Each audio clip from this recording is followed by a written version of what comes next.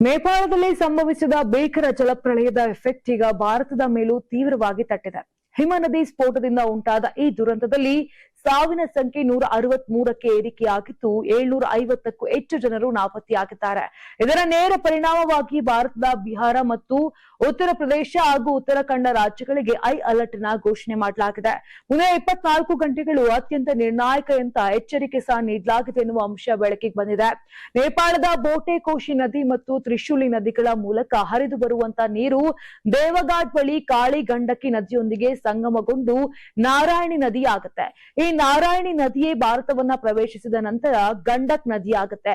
ಹೀಗಾಗಿ ನೇಪಾಳದಲ್ಲಿ ನೀರು ಹೆಚ್ಚಾದ ತಕ್ಷಣ ಭಾರತದ ಕೆಳಮುಖ ಗಂಡಕ್ ನದಿ ಜಲನಯನ ಪ್ರದೇಶದಲ್ಲಿ ದಿಢೀರ್ ಪ್ರವಾಹ ಪರಿಸ್ಥಿತಿ ತಲೆದೋರಿದೆ ಅಂತ ಹೇಳಲಾಗ್ತಾ ಇದೆ.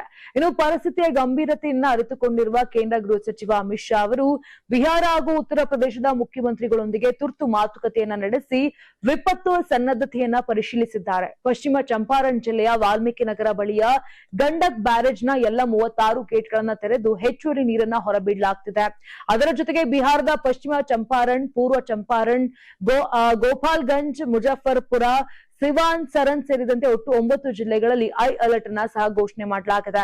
ನದಿ ಪಾತ್ರದ ತಗ್ಗು ಪ್ರದೇಶಗಳಲ್ಲಿರುವ ಸಾವಿರಾರು ಜನರನ್ನ ಸುರಕ್ಷಿತ ತಾಣಗಳಿಗೆ ಸ್ಥಳಾಂತರಿಸಲಾಗುತ್ತಿದ್ದು, ಇನ್ನು ಉತ್ತರ ಪ್ರದೇಶದ ಮಹಾರಾಜ್ಗಂಜ್, ಕುಶಿನಗರ, ಗೋರಖ್ಪುರ ಸೇರಿದಂತೆ 7 ಜಿಲ್ಲೆಗಳಲ್ಲಿ ಕಟ್ಟೆಚ್ಚರ ವಹಿಸಲಾಗಿದೆ ಅಂತ ಕೇಳಿ ಬರ್ತಾ ಇದೆ.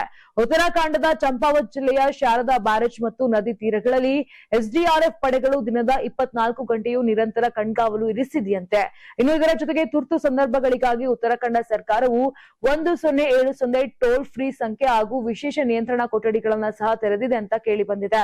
ಇನ್ನು ಎನ್ಡಿಆರ್ಎಫ್ ಮತ್ತು ಎಸ್ಡಿಆರ್ಎಫ್ ಪಡೆಗಳನ್ನ ತುರ್ತು ಪರಿಸ್ಥಿತಿ ನಿಭಾಯಿಸಲು ಸಂಪೂರ್ಣವಾಗಿ ಸಜ್ಜಾಗಿರಿಸಲಾಗಿದ್ದು, ನದಿ ಪಾತ್ರದ ಜನರಿಗೆ ಸುರಕ್ಷಿತ ಸ್ಥಳಗಳಿಗೆ ತೆರಳುವಂತೆ ಎಚ್ಚರಿಕೆ ಸಹ ಕೊಡಲಾಗಿದೆ.